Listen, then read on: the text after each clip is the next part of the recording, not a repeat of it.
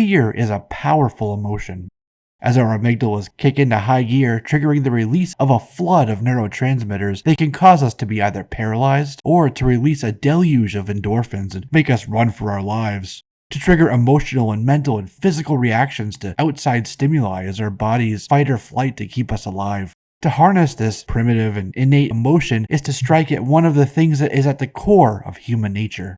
To harness this is to weaponize false evidence appearing real. Today is all about a Marvel Comics supervillain, Mr. Fear. There have been multiple people in the Marvel Comics universe that have taken the mantle of Mr. Fear. The first was a guy named Zoltan Drago, who first appeared in 1965's Daredevil issue 6, where he was featured prominently on the cover with the Ox and the Eel of the Fellowship of Fear, battling a yellow suit Daredevil. The narration on the splash page foreshadows Mr. Fear's arrival, and that he'll remind us of the Purple Man, who debuted 2 issues prior. Zoltan Drago was once a talented sculptor and curator of a failing wax museum that displayed wax versions of famous heroes and notorious supervillains. Zoltan was also, per the narration, quote, slightly mad, end quote, and so he was also experimenting with potions and chemicals in an attempt to bring his wax figures to life. One day in his lab, his pet cat knocked over a small jar, and the jar's contents spilled onto a Bunsen burner. When the fumes of the burned chemicals reached Zoltan, he reeled in fear at his feline. And with that, Zoltan stumbled upon a fear gas. He immediately ran with this and converted a pistol, modifying it to fire his new fear pellets. Drago then donned a blue skull mask, and then, garbed in his new purple caped attire, took on the name Mr. Fear.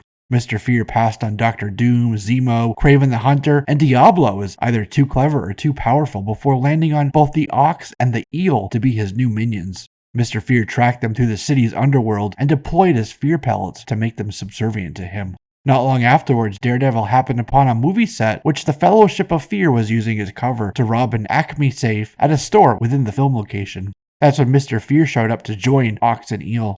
Mr. Fear said that he was lucky that his first major crime would bring Mr. Fear face to face with the man without fear. He shot Daredevil with a gas pellet, but Daredevil managed to escape. When Murdock made it back to his home, he realized he'd been petrified, frozen with fear after he was shot with the gas. Fear's big scheme now was that he made a wax Daredevil with the hopes of luring the real one to his museum, where they could attack him. Matt Murdock, Foggy Nelson, and Karen Page did in fact go to the museum, and it was Matt's heightened sense that allowed him to detect the fear gas smell as well as the Ox's hair tonic. So that night, Matt went back, now as Daredevil, and ended up in a kerfuffle with the Fellowship of Fear. Foggy Nelson also showed up, but the Ox knocked him unconscious, and Foggy was stuck in a hospital bed with a serious concussion and unable to wake up. Mr. Fear was worried that if Foggy did wake up, that he could identify him, so the Fellowship of Fear went to the hospital to make sure that didn't happen. And dressed as operating room physicians, they made entry into Foggy Nelson's room, and Daredevil fought back in the darkness of the room. And again back at the museum, where Daredevil stood in front of a fan to blow the fear gas away so it wouldn't affect him. Daredevil overpowered the trio and turned them over to police custody.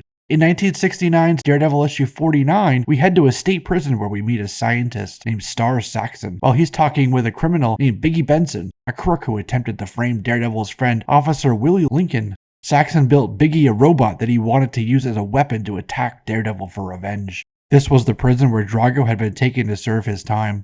And while there, the psychiatrist helped compile a list of Drago's fears. When Drago left prison, Saxon murdered Drago by shooting him with his revolver, then briefly took on the name Mr. Fear. And while Mr. Fear, Drago went on a criminal rampage through the city, and it was his gun jamming and Daredevil recognizing tells from the psychiatrist's fear list that allowed Saxon's identity to be discovered and for him to be defeated, seemingly falling to his death, although Saxon would later become the supervillain known as Machinesmith.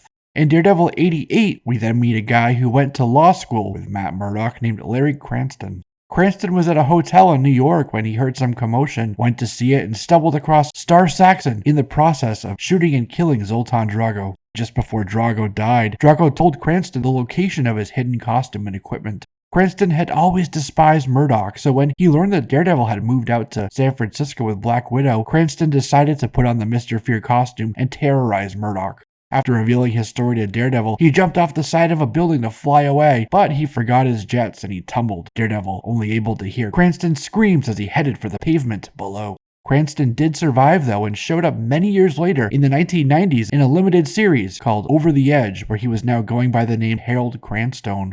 During the time that Cranston was believed dead, Cranston's nephew, Alan Fagan, found his Mr. Fear gear and, calling himself Mr. Fear now, decided to build a nuclear bomb to destroy New York City. To do so, he bombed an armored vehicle belonging to CTE, which then brought him into contention with CTE's chief of security, Hawkeye. The deployed fear gas repelled Hawkeye, enabling Mr. Fear to escape with the isotope.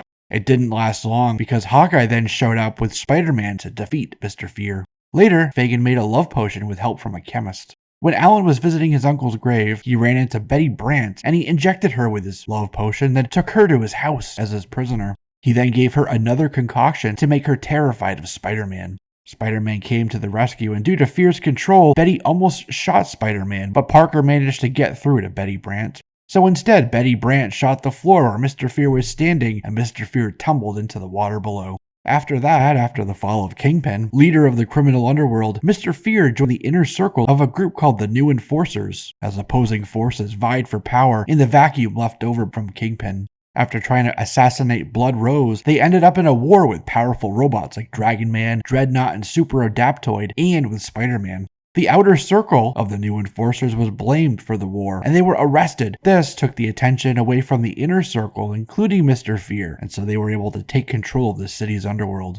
However, Mr. Fear was soon arrested and sent to prison, and it was then that Fagan's daughter Ariel paid a corrections officer and an inmate named Slash to beat up Alan and skin him, get a skin sample, and bring it to her. Ariel then used the sample to transform into Shock, Mistress of Fear. And while Fagan was still in prison, Cranston was outside and still around, and he ended up hiring a lady named Insomnia to transmit a frequency that prevented people from sleeping, and this was transmitted over radio waves at a radio station, but that failed. Cranston then hired Greg Gargoyle to go to Roxxon to steal chemicals for him, but that failed too. So Cranston then sent Insomnia after Karen Page. But Karen got away with help from Daredevil, but Insomnia did manage to steal Daredevil's Billy Club, and she brought the club back to Mr. Fear. Mr. Fear then snuck into Osborn Chemicals and used a guy named Vincent Grazia as a distraction and fall guy, while the rest of them stole all the chemicals from Osborn Chemicals. When Daredevil went to visit Grazia in prison, Cranston set up Daredevil by releasing fear gas in the prison and having people like Gladiator attack Matt Murdock.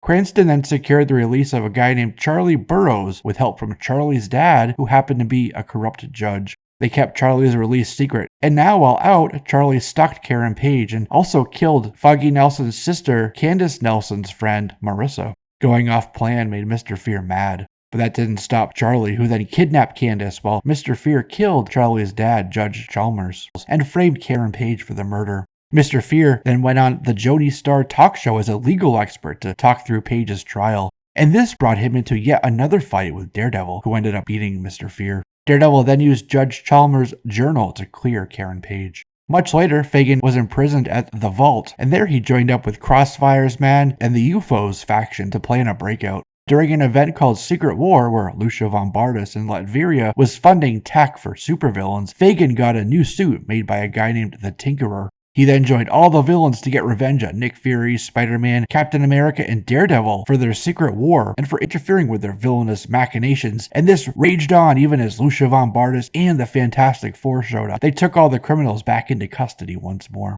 He was taken to the raft at Rikers Island and was again part of a massive breakout when Skrull Elektra paid Electro to cause a prison break during the early days of Secret Invasion. He ended up pairing again with the UFOs and the Controller. Spider-Man ended up using Mr. Fear's own fear pellets on him, and Fagan, while still hallucinating, snitched on Crossfire and the others. Most recently, Fagan was one of the villains who met with the Hood to join the Hood's supervillain gang now that the Hood was the new Kingpin. And around the same time, Harold Cranston had taken on a teaching gig in the law department at Empire State. There he met with and then forced a chemistry professor to improve on his formulas and expand his arsenal of toxins and gas. Vanessa Fisk also came to him and paid him a lot of money to use one of the formulas in a plot against Matt Murdock. He also gave himself one of his new gases, imbuing himself with the power to affect others via scent, and another one to get rid of fear. And then he killed the chemist so no antidote could be made. This also involved Gladiator again, Mia Donovan, the Enforcers, and others in a big battle over the city, especially after Turk Barrett spread the fear gas through Hell's Kitchen.